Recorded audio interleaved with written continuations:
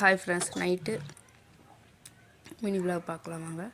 இன்றைக்கி வந்து மட்டும் சப்பாத்தியும் அதுக்கப்புறம் தோசையும் அதுக்கப்புறம் குருமாவும் வச்சுருக்கிறேன். அதுக்கப்புறம் அந்த வீடியோவில் பார்க்கலாம். ஃபஸ்ட்டு உருளைக்கிழங்குல வேக வச்சாச்சு. அதுக்கப்புறம் சட்டி அடுப்பில் வச்சு ஆயில் ஊற்றிக்கலாம். அதுக்கப்புறம் பெருஞ்சீரகம் போட்டுக்கலாம். அதுக்கப்புறம் பெரிய வெங்காயம், இஞ்சி இதெல்லாம் பூண்டெல்லாம் போட்டு நல்லா வதக்கிக்கலாம். பச்சை மிளகா 2 எண்ணம் போட்டுக்கலாம். அதையும் போட்டு நல்லா வதக்கிக்கலாம். இப்போ நல்லா வதங்கி வந்தாங்கன்னா மஞ்சப்பொடி போட்டுக்கலாம். அதெல்லாம் நல்லா வதங்கி வந்துருச்சு. இப்போ வந்துட்டு தக்காளி சேர்த்துக்கலாம். தக்காளி சேர்த்துனா நல்லா வதக்கிக்கலாம். இப்போ மூடி வச்சு கொஞ்சம் நேரம் வேக வச்சு எடுத்துக்கலாம்.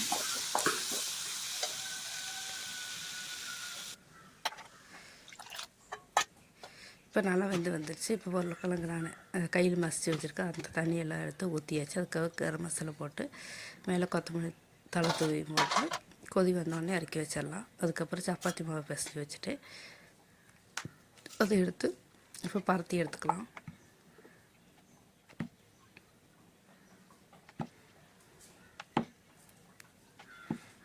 நல்லா மெல்லிசாக பரத்தி எடுத்தாச்சு. இதே மாதிரி எல்லா சப்பாத்தியும் பரத்தி எடுத்து வச்சுக்கலாம். அதுக்கப்புறம் நல்லா குழம்பு கொதிச்சிருச்சு. அதை இறக்கி வச்சுக்கிட்டு அதுக்கப்புறம் தோசைக்கல் அடுப்பில் வச்சாச்சு.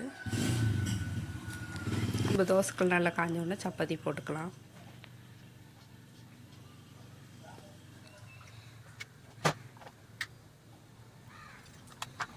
இப்போ அந்த சைடு இந்த சைடு திருப்பி விட்டுக்கலாம். லைட்டாக எண்ணெய் ஊற்றிக்கிறேன்.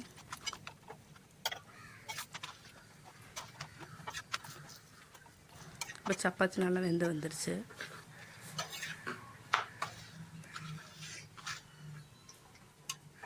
இப்போ எடுத்து பிளேட்டில் மாற்றிக்கலாம்.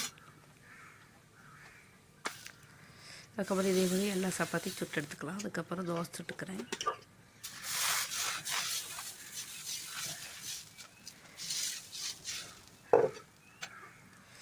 மேலே எண்ணெய் விட்டு திருப்பி விட்டுக்கலாம்.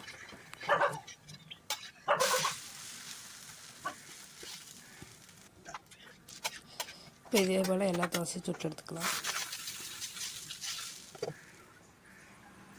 இப்போ தோசை சுட்டாச்சு. இப்போ குருமா வச்சு போட்டு தோசை கொடுத்துருக்குறேன் எங்கள் வீட்டுக்காருக்கு. இது வந்து சப்பாத்தி எனக்கு 3 சப்பாத்தி வச்சு போட்டு